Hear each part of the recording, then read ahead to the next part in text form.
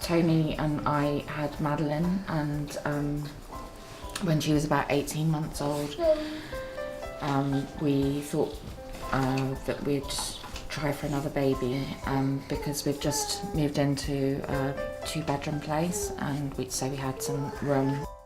At my first scan, they told me that I was having twins, and obviously we were very excited, but also a bit stumped because we didn't have room for 3 children. We didn't have the income for 3 children. It was unlikely that I would be able to go back to work in that circumstance because we wouldn't be able to afford childcare.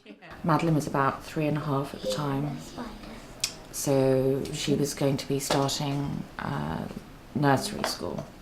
Once she started school, it was just me and the babies at home, and I found it quite hard to, I suppose, to cope. I felt quite isolated.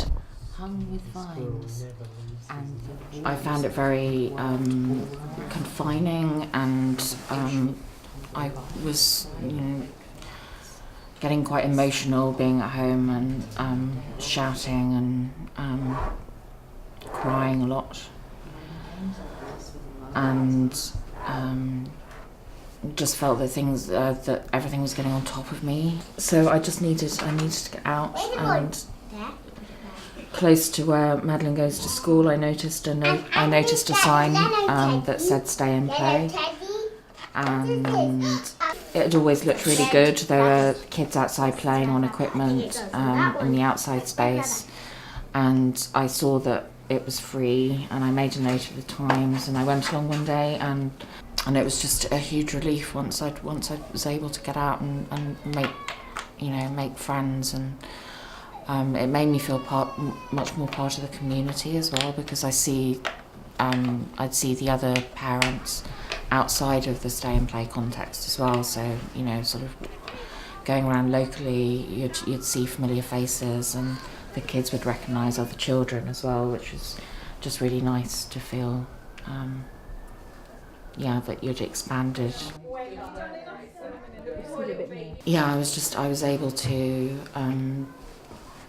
chill out a bit. Other times I've just been feeling really, really down, and I've just gone in there and wept, basically, and Faye and Maria have just let me sit down, and they've taken the kids and just let me have my little cry, and then talk about whatever it is that's been upsetting me, and there's nowhere else that I don't have that outlet otherwise, and they've just made me feel like there's someone there who cares. It's just it's so amazing, because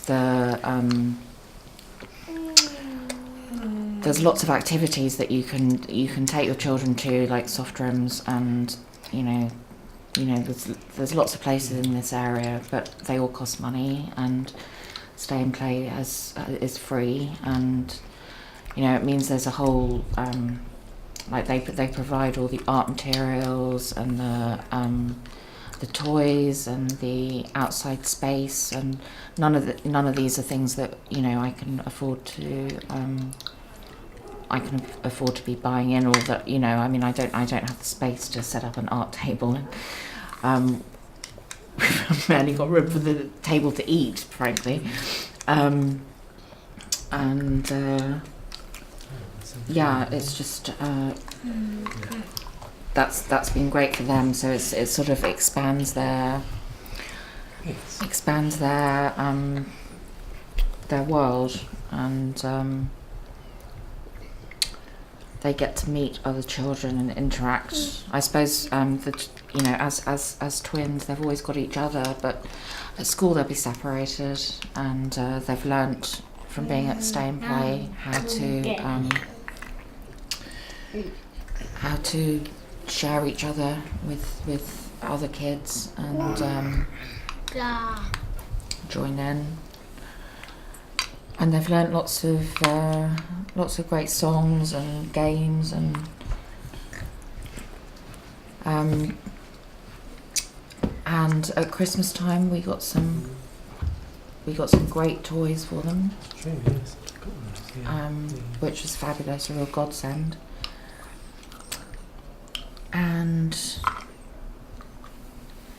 They just like going there. they love going there, yeah. That's the main thing, I think.